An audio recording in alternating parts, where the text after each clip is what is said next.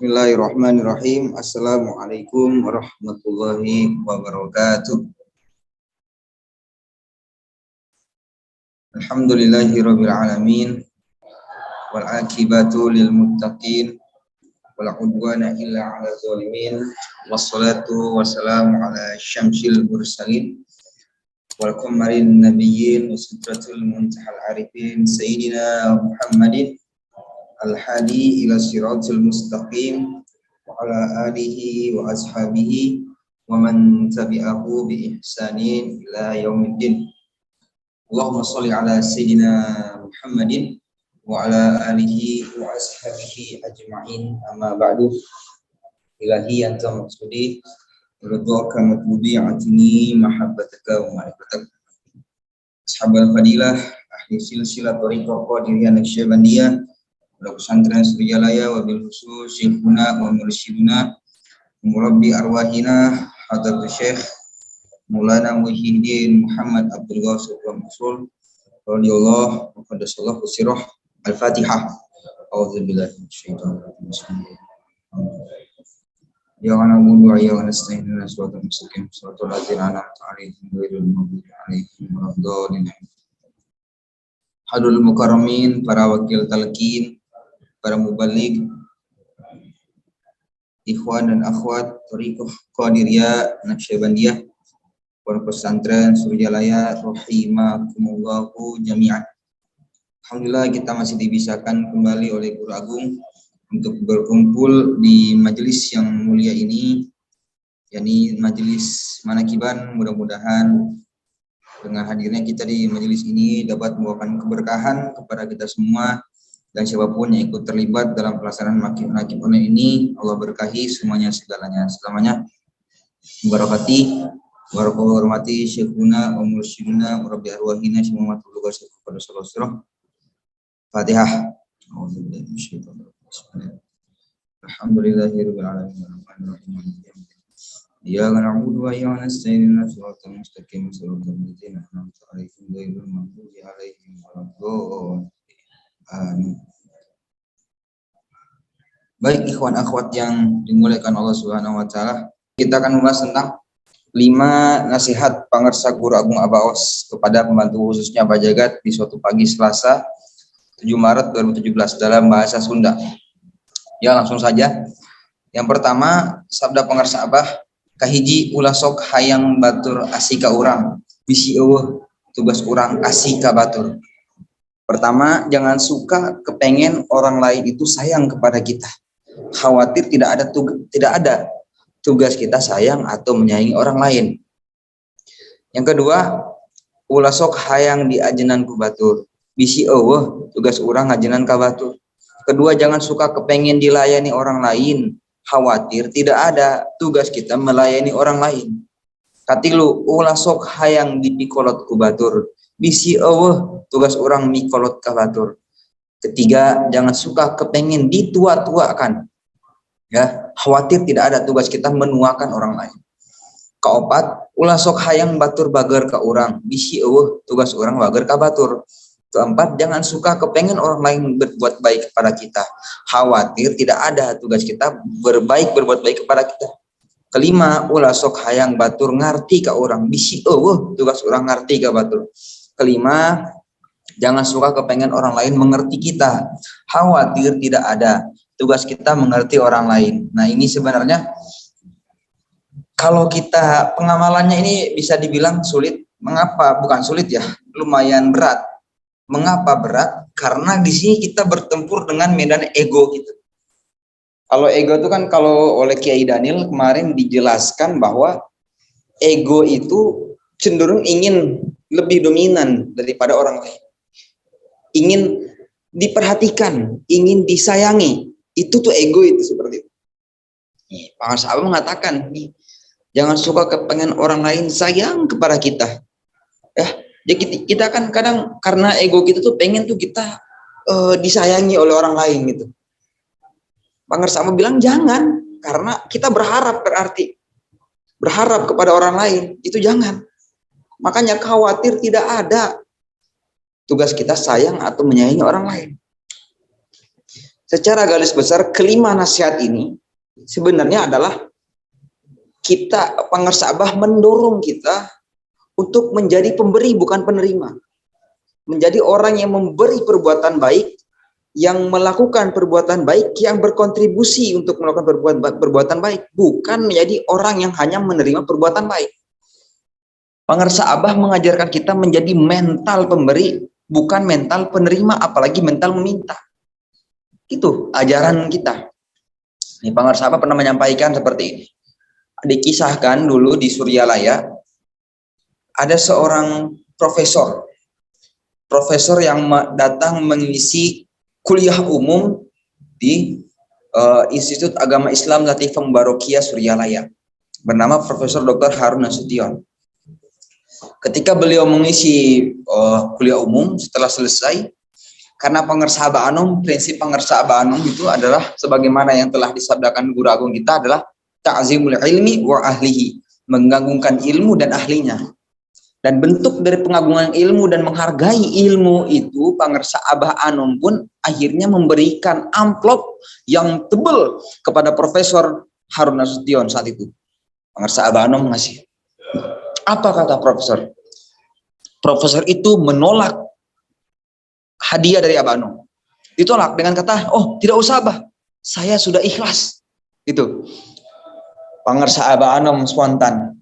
Bukankah menerima pemberian, saya sudah ikhlas, saya sudah niat ibadah gitu. Jadi pas dikasih uang, profesornya menolak dengan mengatakan, tidak usah Pangersa. Tidak usah Abah, saya sudah niat ibadah. Tidak usah, saya sudah niat ibadah. Apa kata Abah Anom? Bukankah menerima pemberian dengan ikhlas adalah ibadah? Langsung dikasih, diterima oleh profesornya dan dikasih kepada Inabah lagi. Gitu. Jadi Abah Awas itu, Abah Awas itu adalah sosok yang sangat ringan tangan dalam memberi, tapi juga kalau dikasih Abah Awas terima. Tapi Pangersa Abah Awas bukan mental meminta-minta. Hati-hati ya, jangan ada di pikiran kita semua Pangersa Abah berharap. Jangan. Saya mendengar langsung dari lisan Pangersa Abah. Pakai telinga saya, tidak pakai telinga orang lain. Pangersa Abah mengatakan begini, haram mutlak bagi seorang guru menginginkan apa yang ada pada murid. Mutlak. Pangersa Abah mengharamkan dirinya sendiri. Mengharamkan dirinya Pangersa Abah untuk ingin apa yang ada di orang lain. Ya, contoh kepada Abah Jagat. Walaupun Pangersa Abah Jagat itu sangat loyal kepada Pangersa Abah, ya, tapi tidak pernah Pangersa Abah itu berharap dikasih uang terbanyak oleh Abah Jagat. Oh santai aja, ada Abah Jagat nanti juga Abah dikasih uang. Tidak begitu. Kalau begitu berarti bukan guru murid. Kesaksian dari Abah Jagat sendiri. Ini saya mendengar karena dalam beberapa perjalanan bersama dengan Abah Jagat tuh Abah Jagat menceritakan kenapa beliau tuh sampai bisa totally fall in love. Nah, bahasa Jermannya, bahasa Sundanya tuh totally fall in love. Secara utuh benar-benar jatuh cinta kepada Pangersa Abah. Kenapa? Karena selama berguru ya dengan harta kekayaan yang dimiliki oleh Abah Jagat dan keluarga-keluarganya, tidak pernah Abah Awas tuh meminta. Itu yang Abah Jagat kagum. Sangat kagum. Tidak pernah Abah Jagat berharap, Abah Awas tuh berharap kepada Abah Jagat. Apalagi tentang materi keuangan, tidak pernah meminta, tidak pernah.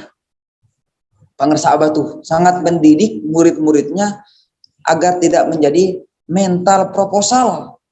Karena dulu saya waktu masih di STID Sinarasa, waktu masih kuliah di Sinarasa, itu Pangersa Abah bahkan sampai menerbitkan maklumat himbauan kepada seluruh yang ada di Sinarasa, ya.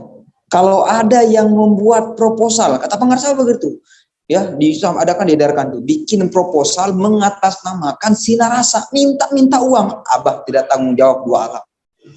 Luar biasa, Pangersa Abah benar-benar mendidik.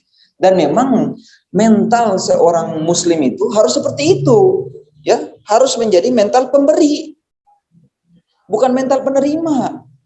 Harus berkontribusi kepada kebaikan. Jangan hanya menjadi orang yang menunggu datangnya kebaikan. Karena orang yang memberikan kebaikan kepada orang lain tanpa ia minta sekalipun, tanpa ia inginkan sekalipun, sudah pasti Allah kasih kepada orang itu berkebaikan kepada dirinya. Jadi kalau kita berbuat baik kepada orang lain, kayak sabda pengersahabat ini, kita mengasihi orang lain, menghormati orang lain, memuliakan orang lain, kita lakukan itu semua, itu tanpa kita pengen diberi pun pasti Allah kasih itu kebaikannya. Pasti itu Allah kasih. Jadi tidak usah berharap terhadap sesuatu yang pasti. Ya, kita sedekah kepada pengemis, orang yang kurang mampu. Tanpa kita berharap pun sudah pasti Allah kasih itu. Balasannya sudah janji Allah. Innallaha la yukhliful mi'ad. Allah tidak akan pernah mengingkar janji. Nah, ini makanya sabda pengersa Abah ini secara utuh yang saya pahami adalah ini memberi kasih sayang. Jangan suka ingin dikasihi. Berarti kan kalau di ini berarti jadilah kita orang yang memberikan kasih sayang kepada orang lain. Jangan menjadi orang yang berharap diberikan kasih sayang oleh orang lain. Jangan ingin kita ditua-tuakan oleh orang lain. Takutnya tidak ada kan gitu kan. Kadang manusia ini kita yang membuat kita kadang suka mengalami berbagai macam permasalahan dalam hidup kan karena ego kita. Ego kita ingin dihormati, ego kita ingin dilayani, ingin ditua-tuakan. Itu kan semua medan ego kita. Gitu. Nah, pengersa Abah dengan tegas ini, ya, jangan suka ingin ditua-tuakan, jangan suka ingin orang baik kepada kita, tugas kita berbuat baik kepada orang lain. Dan ini ajaran Nabi. Ini ajaran Nabi. Jadi pengersa Abah itu menyampaikan sabda itu sebenarnya adalah penjabaran, penyederhanaan dari akhlak Kanjeng Nabi Muhammad SAW. Coba kita flashback kembali ke sejarah dulu, zaman Nabi dakwah. Lihat, Nabi ini walaupun dibenci oleh orang kafir, tapi orang kafir Quraisy mengakui Nabi adalah seorang al-amin, orang yang terpercaya. Diakui Nabi. Kenapa? Karena Nabi walaupun orang ini benci kepada Nabi tetap berbuat baik. Bahkan sudah masyhur ya kisah seorang pengemis Yahudi, seorang pengemis buta, kafir, tidak beriman kepada Allah, tapi sering mencaci Nabi. Setiap Nabi lewat di suatu titik di kota Madinah, itu Nabi lewat, dia mencaci maki Muhammad bohong, Muhammad penyihir. Tapi Nabi itu ketika mendengar itu, apakah Nabi bisa saja, karena Nabi memiliki fisik yang lebih baik daripada orang itu buta, Nabi tidak. Bisa saja Nabi menonjok dia, tidak. Tapi karena Nabi penuh dengan kasih sayang, mengasihi orang lain, tanpa orang itu mengasihi Nabi dikasih makan. Jadi tiap orang itu itu terjadi berkali-kali. Setiap orang itu mencaci, Nabi datang, Nabi kasih makan, disuapi makanan, terus menerus seperti itu terjadi. Tidak lama kemudian, ketika Nabi SAW wafat, karena Sayyidina Abu Bakar tahu kebiasaan Nabi ini, Sayyidina Abu Bakar pun datang kepada pengemis itu. Ya. Pengemis itu masih mencaci maki-maki Nabi. Abu Bakar datang, memberikan makanan kepada pengemis itu, dan pengemis ini merasa heran. Ini bukanlah tangan orang yang biasa menyuapiku. Siapakah engkau? Dan siapakah sebenarnya orang menyuapiku? Dan Abu Bakar mengatakan, saya adalah Abu Bakar, dan ketahuilah orang yang sering datang menyuapimu, memberi kamu makan adalah orang yang selama ini kamu caci, yang kamu maki-maki. Ia adalah Muhammad Sallallahu Alaihi Wasallam. Kan sifat Nabi itu, sifat Nabi memberi kasih kepada orang lain tanpa menunggu orang lain memberikan kasih kepada Nabi. Nabi mengerti orang lain tanpa ingin dimengerti terlebih dahulu. Gitu. Semoga Allah berkahi semuanya, segalanya, selamanya. Allah berkahi istiqomah mengamalkan amalan ajaran pencipta kesucian jiwa. Berkah semuanya, segalanya, selamanya. Berkati para mati pengasih abbas. Al-Fatihah. A'udzubillahi minasyaitonir rajim. Ya na'budu wa nasta'inu sholatul mustaqim sholatul ladzina an'amta 'alaihim ghairil maghdubi 'alaihim waladdallin. Mohon maaf tidak bisa on cam dan tidak bisa juga berlama-lama. Semoga kita bisa bertemu lagi di waktu yang lebih tepat, yang lebih baik, di mempermudah penjelasan pada waktu yang akan datang. Assalamualaikum warahmatullahi wabarakatuh.